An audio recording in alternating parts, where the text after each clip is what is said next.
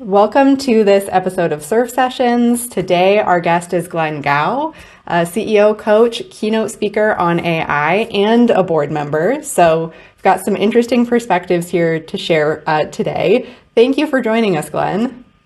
My pleasure. I'm looking forward to our conversation. Yeah, me too. You're our first CEO coach in the series. And I think it'd be great if you could start out by telling us just a little bit about what does a CEO coach do? Well, think of it this way. Every great athlete in the world has a coach. In fact, they have many coaches. And the reason they have a coach is they recognize that even though they might be at the top of their game, a coach helps them become better. And so for CEOs who have the mentality that I can become a better CEO, a coach is an invaluable tool. And my job as a coach is to help identify the things that the coach can grow into. So it turns out that roughly in the venture capital world, roughly 60% of CEOs get fired within a 5-year period. The main reason for that is they can't grow the company as fast as investors would like them to. So when you ask yourself, why is that the case? The main reason is that the CEO themselves cannot scale.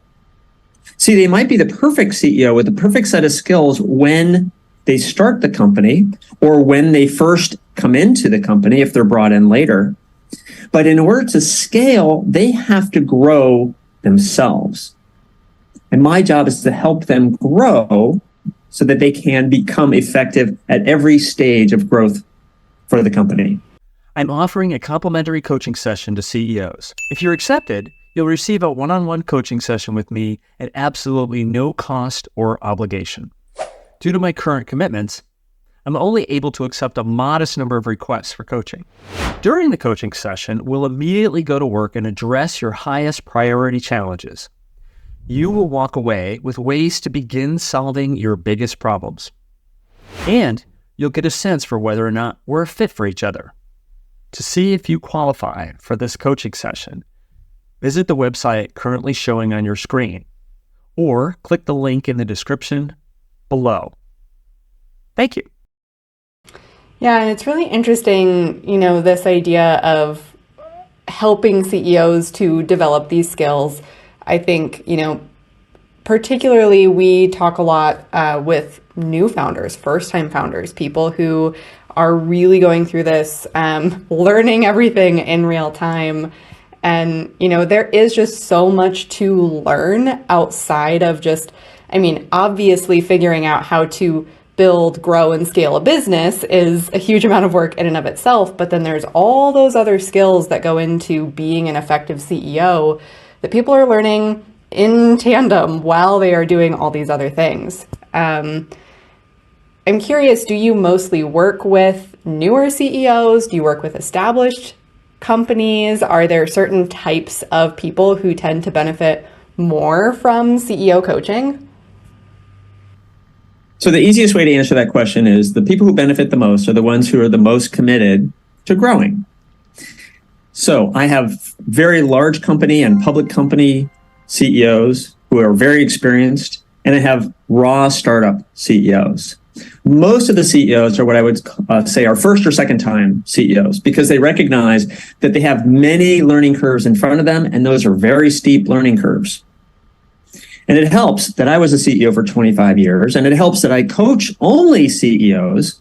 So I want to share all the experiences from myself, but more importantly, from what I learned from every coaching experience with my CEOs. I share all those best practices because there are patterns that I can help the CEO identify, and I can say to them, this is probably what's going to happen if you go down this path. Let me share some best practices with you. Let me give you some tools to help deal with that.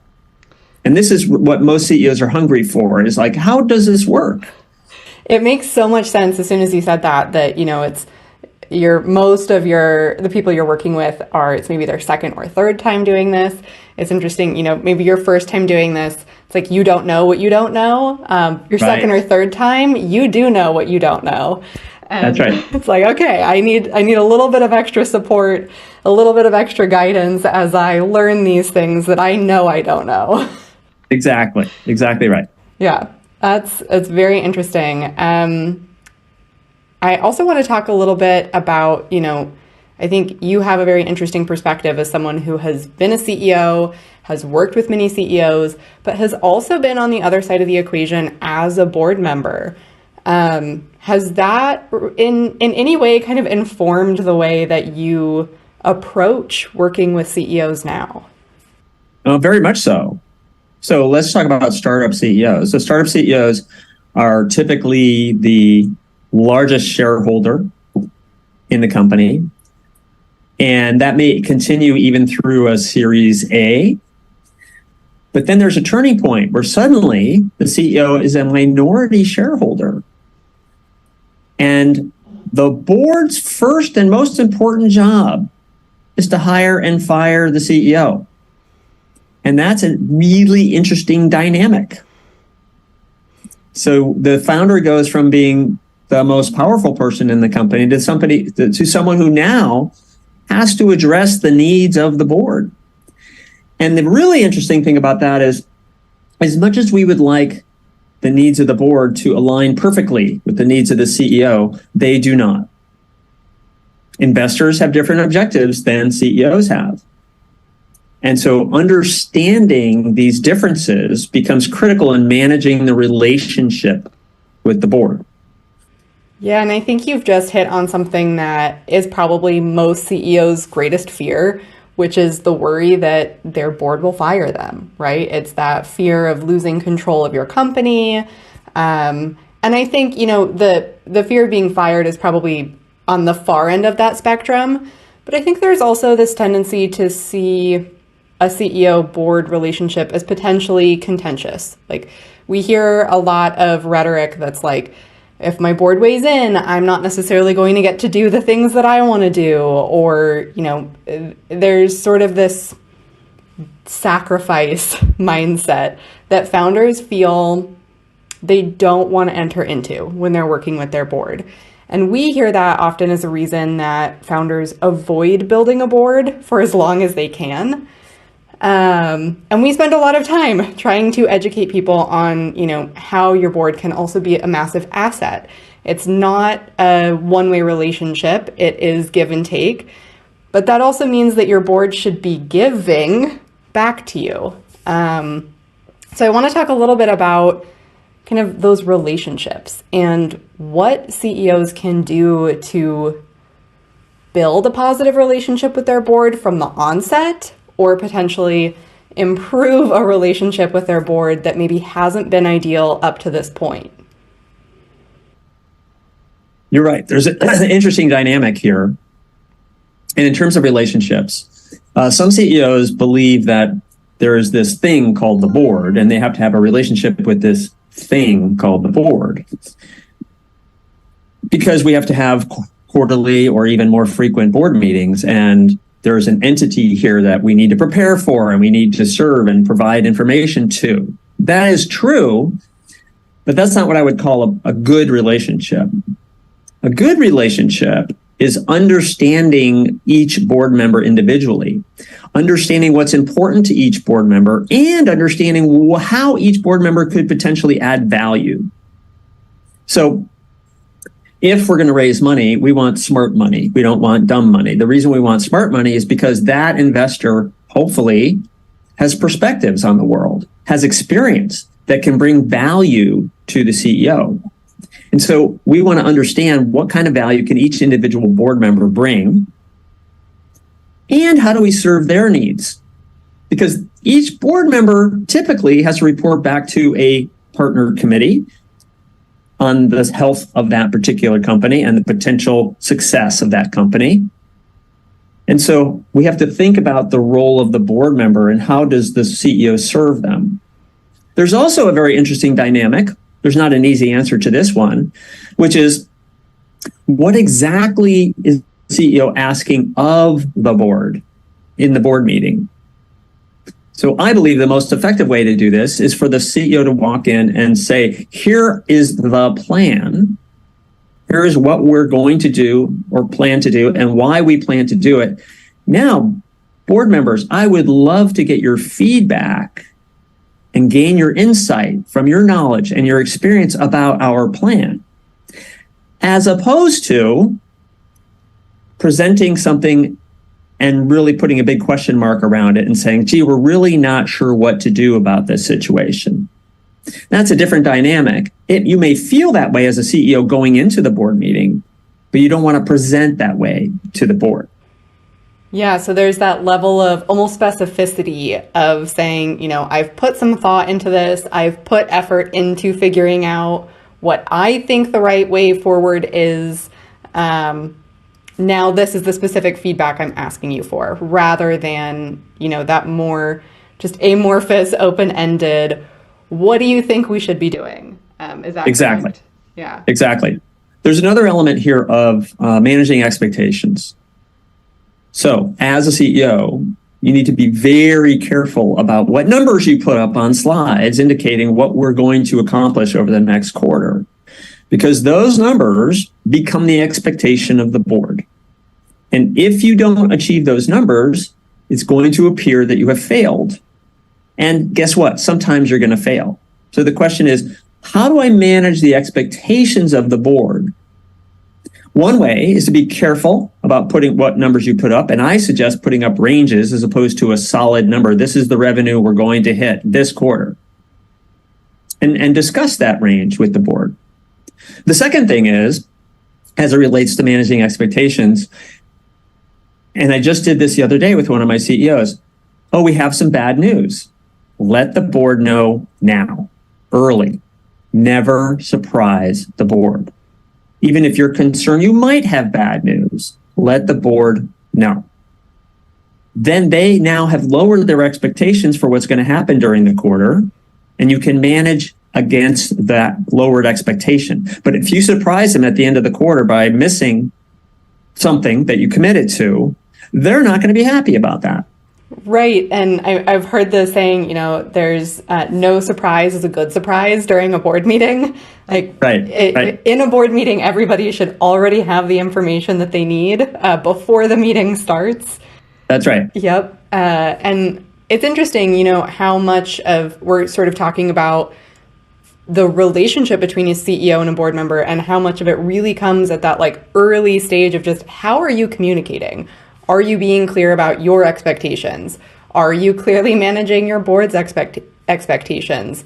What are you doing sort of day to day to make sure that your board is really in the loop on what you're doing, what obstacles have come up, things like that. It sounds like so much of this really just boils down to your ability to communicate effectively. Yes, and I want to add one other thing, which is, as a CEO, have you been clear to each individual board member about what your expectations are of them? That is not often discussed. There's just an assumption. And if the CEO is really smart about this, the CEO will understand that each board member can add value in a different way. And I'm going to ask, I might need you to make introductions. I might need you to help me figure out this particular tricky situation. I might need some advice from you, and to be clear about that with the board members so that they can lean in, because for the most part, board members really do want to add value. They really do want to help because it's in their best interest to do so. Most of the time, they're going to react to the thing that the CEO puts into the spotlight. And so if that thing in the spotlight is something they can't help with, then they're not going to be able to help. Or if that thing in the spotlight is something that they're going to be upset about, we have to be really careful what we put into the spotlight. And if we're going to put something that's not good news into the spotlight, this is why we ask early, we educate early. And we might ask a board member, how do I handle this particular sticky situation? We get advice from the board. Yeah, and I think talking about particularly delivering bad news is something that we know CEOs have a tendency to put off. It's not uncommon for people to sort of couch bad news and wait until the quarterly meeting, which, might be months away. And it sort of makes sense psychologically, right? There's a certain amount of pressure that CEOs feel to perform well in front of their board, to have the company doing really well. And nobody wants to be the bearer of bad news, right? Right. Do you have any advice for how to just get more comfortable delivering bad news, or specific tactics that can help sort of make those conversations more productive instead of feeling daunting? Absolutely. Let's make it really simple.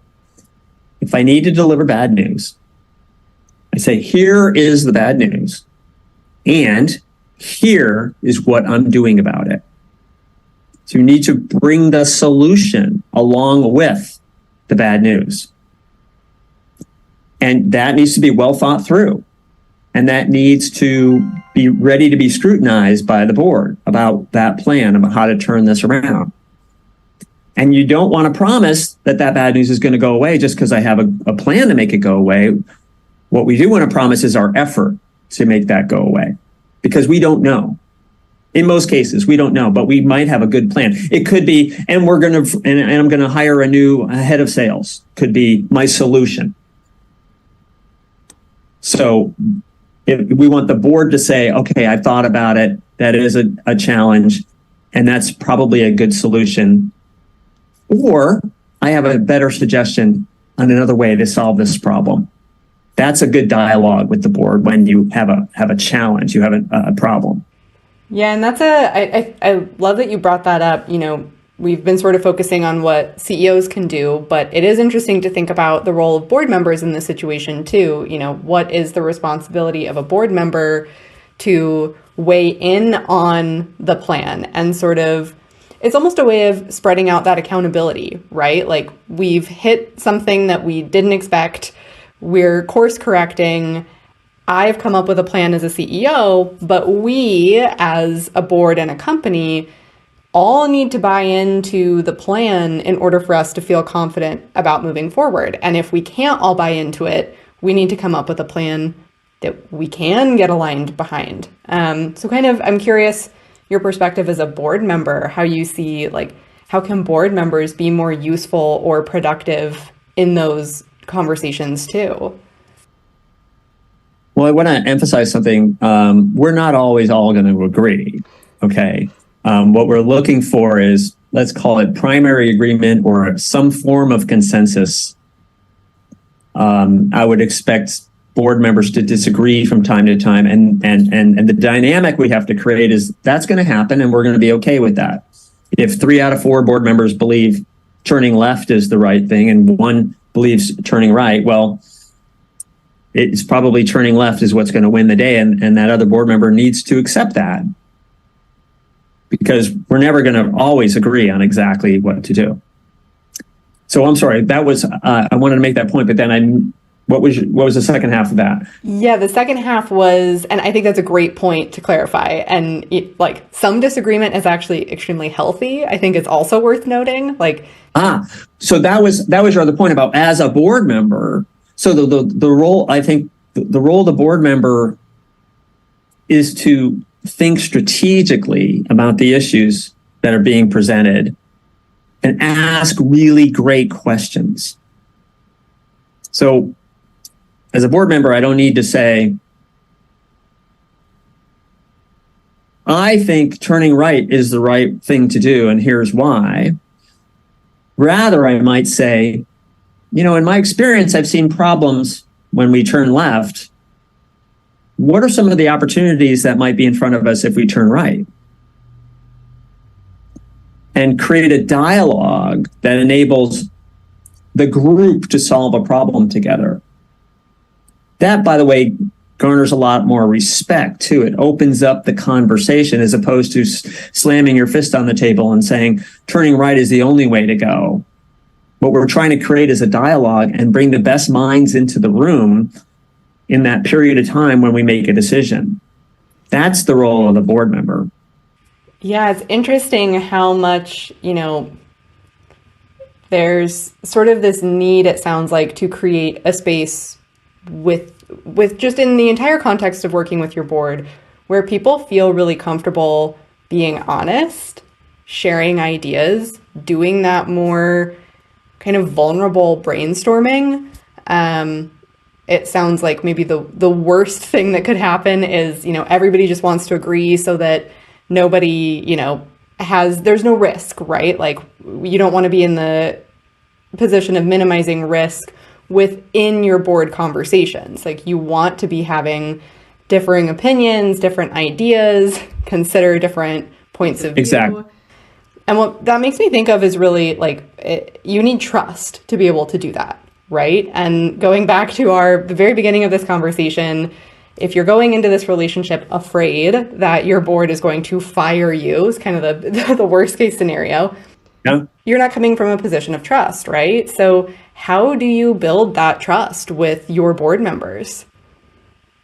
Well, the first way is you have to have integrity. So this ties together with setting expectations. And so if the board says, I really need you to achieve this particular objective or create this key result, you want to be really careful how you answer that question. You want to be really careful about the commitment you make. You might say, that's a stretch goal. I'm willing to sign up to try to meet that goal, but I want to set your expectations that we may not. I want to set your expectations at the beginning of the quarter, we may not make that goal. I know you really want that, Mr. or Mrs. board member, but I can't promise that to you. Now, the board members may not like that, but it's better to have that discussion at the beginning of the quarter than at the end of the quarter when there was a 20% miss against the goal. And so we want to have integrity in our word. And so if I'm a board member now, and I know the CEO said they were going to do their best, but may not make it, my expectations are set and I trust that person's word. If the CEO says, absolutely, we can make that, I'm going to scratch my head right then and there and say, how can they be so confident? What are they really telling me? Are they just telling me that because they want to make me happy? But that's not going to work, because if they can't achieve that, then I'm going to be very unhappy at the end of the quarter. So that's the first place I would start in building trust, is having a deep level of integrity.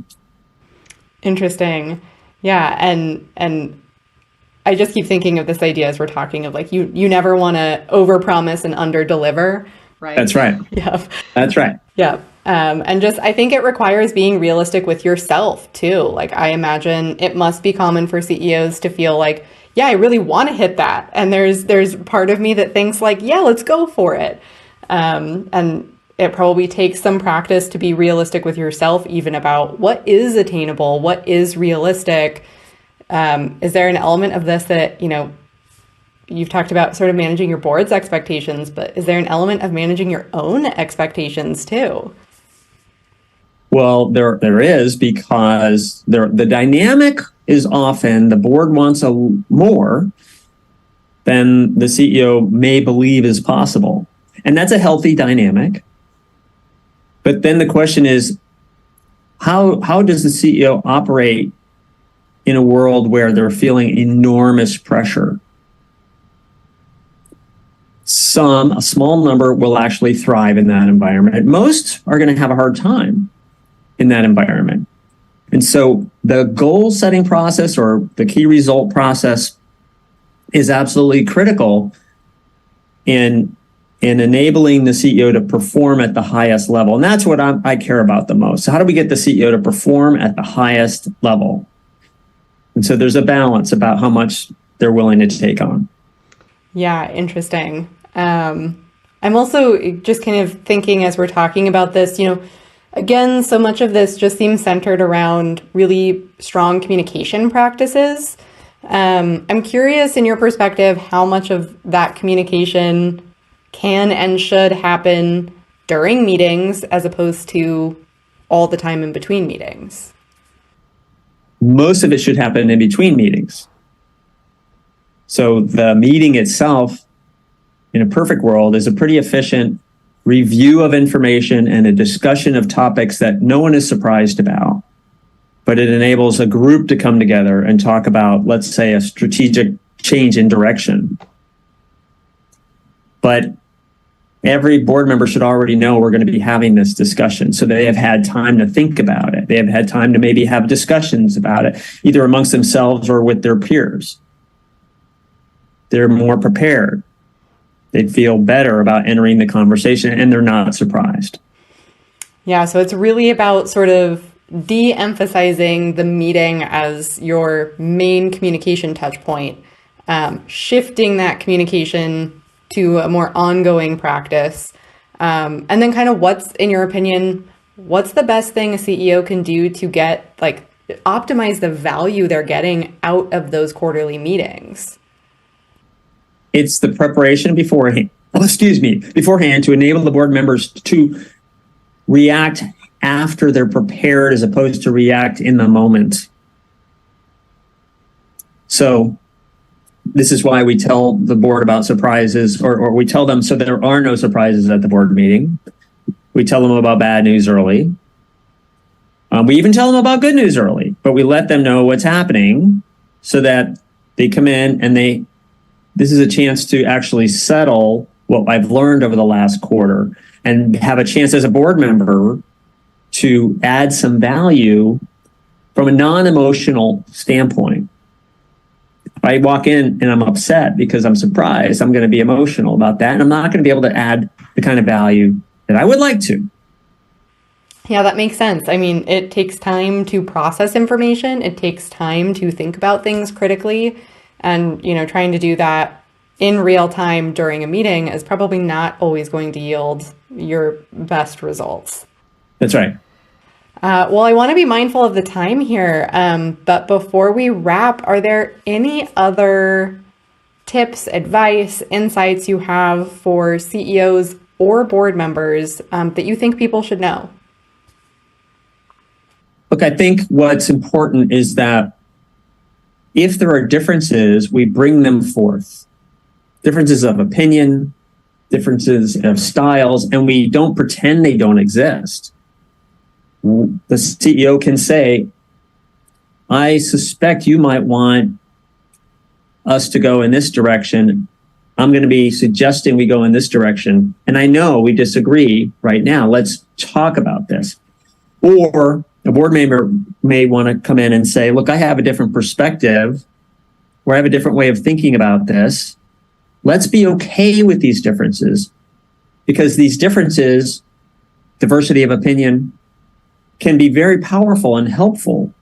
But if we just recognize that that person thinks a different way than I do, I'm probably not going to listen to them. I'm not going to get value out of that conversation. So it's actually, I call it putting the differences on the table and saying, oh, I think this and you think that. That's interesting. I'll bet together we can help each other be more effective.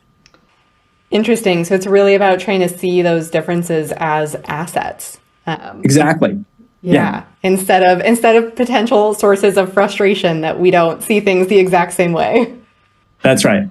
Interesting. I think that's such good advice, probably not just for CEOs and board members, but probably for every team everywhere working together. Yep, I think you're right. Yep.